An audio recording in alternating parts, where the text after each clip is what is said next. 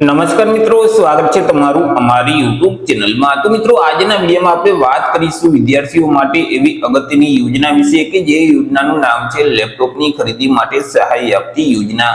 આ યોજના અંતર્ગત વિદ્યાર્થીઓને લેપટોપની ખરીદી માટે ₹25,000 ની મર્યાદામાં સહાય આપવામાં આવી છે। યોજના વિશે તમામ માહિતી એક જ વિડીયોમાં મેળવી લેશું, પરંતુ તે પહેલા વિડીયો ગમે તો લાઈક અને શેર કરી દેજો। ચેનલમાં નવા હોય તો ચેનલને સબસ્ક્રાઇબ કરી દેજો। તો ચાલો મિત્રો, વિડીયોની શરૂઆત કરીએ। તો સૌથી પહેલા તો મિત્રો આપણે વાત કરી લેશું આજે લેપટોપ માટે સહાય આપતી યોજના છે તે યોજનાનો મુખ્ય હેતુ શું છે।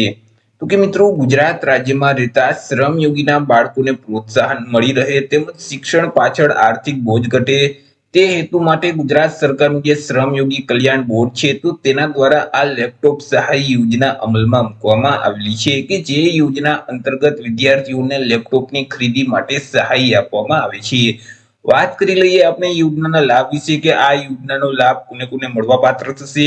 તો કે યોજનાનો લાભ છે તે રાજ્યના કોઈ પણ વર્ગના જે શ્રમયોગીના બાળકો છે તેઓને મળવા પાત્ર થશે। પછી તે કોઈ પણ વર્ગના બાળકો હોય, SC category, ST category, OBC, EWS કે જનરલ, પરંતુ તે શ્રમયોગીના બાળકો હશે તો તે આ યોજનાનો લાભ છે તે મેળવી શકશે। મિત્રો, અહીં વિદ્યાર્થીઓએ કોઈ પણ સરકાર માન્ય બોર્ડમાંથી ધોરણ 12 ની પરીક્ષા પાસ કરેલું જોઈએ અને તેમાં ઓછામાં ઓછા 70% કે તેના કરતા વધારે ટકાવારી મેળવેલ હોવી જોઈએ તો જ આ યોજનાનો લાભ છે તે વિદ્યાર્થી મેળવી શકશે।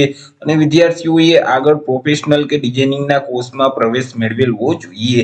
હવે જે વર્ષમાં તમે બોર્ડની પરીક્ષા પાસ કરો છો તે જ વર્ષમાં ખુલ્લા બજારમાંથી લેપટોપની ખરીદી કરી લેવાની રહેશે અને લેપટોપની ખરીદી કર્યા પછી 6 મહિનાની અંદર યોજનાનો લાભ મેળવવા માટે ઓનલાઈન અરજી કરી દેવાની રહેશે। લેપટોપની જે ખરીદી છે તે વિદ્યાર્થીઓએ પોતાના નામે જ કરવાની રહેશે। જો અન્યના નામે લેપટોપની ખરીદી કરેલ હશે તો પણ આ યોજનાનો લાભ મેળવી શકાતો નથી। ધોરણ 12 પછી વિદ્યાર્થીઓએ વિદેશમાં જો પ્રવેશ મેળવેલ હશે તો પણ આ યોજનાનો લાભ તેઓને મળવાપાત્ર થતો નથી। વિદ્યાર્થીઓના વાલી છે તે કોઈ પણ કારખાનામાં અથવા તો સંસ્થામાં કામ કરતા હોવા જોઈએ અને છેલ્લા 1 વર્ષથી તેઓ લેબર વેલફેર ફંડ છે તે ભરતા હોવા જોઈએ તો જ આ યોજનાનો લાભ મળવાપાત્ર થશે। વાત કરીએ સહાય વિશે કે સહાય કેટલી અને કેવી રીતે આપવામાં આવશે। તો કે આ યોજના અંતર્ગત લેપટોપની ખરીદ કિંમત છે તે કુલ ખરીદ કિંમતના 50% અથવા તો વધુમાં વધુ ₹25,000 બે રકમમાંથી જે રકમ ઓછી હશે એટલી વિદ્યાર્થીઓને સહાય આપવામાં આવી છે અને સહાયની રકમ છે તે સીધી ડીબીટીના માધ્યમથી વિદ્યાર્થીઓના બેંક ખાતામાં જમા કરાવી દેવામાં આવે છે। વાત કરીએ મિત્રો યોજનાનો લાભ છે તે કેટલી વખત મેળવી શકાય છે। તો કે આ યોજનાનો લાભ છે તે આજીવનમાં એક જ વખત મેળવી શકાય છે। એટલે કે એક વખત યોજનાનો લાભ મેળવી લીધા પછી તે વિદ્યાર્થી ફરી ક્યારેય આ યોજનાનો લાભ છે તે મેળવી શકતા નથી। યોજનાનો લાભ મેળવવા માટે અરજી કઈ જગ્યાએ કરવાની રહેશે। તો કે આ યોજનાનો લાભ મેળવવા માટે વિદ્યાર્થીઓએ લેપટોપની ખરીદી કર્યા પછી 6 મહિનાની અંદર ઓનલાઈન અરજી કરવાની રહેશે। જે સન્માનનું પોર્ટલ છે એટલે કે samman.gujarat.gov.in નામની જે વેબસાઇટ છે તે વેબસાઇટ ઉપર જઈ ઓનલાઈન અરજી કરી દેવાની રહેશે।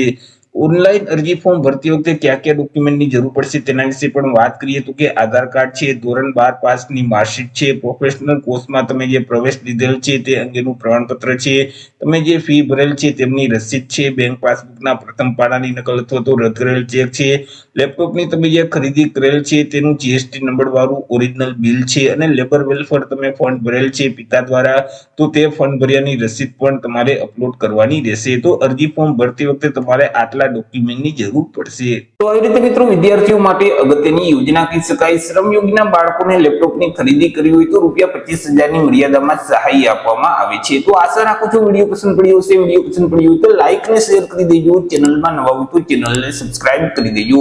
ફરી મળીશું એક નવા ટોપિક સાથે એક નવા વિડીયોમાં। ત્યાર સુધી જય હિન્દ, વંદે માતરમ।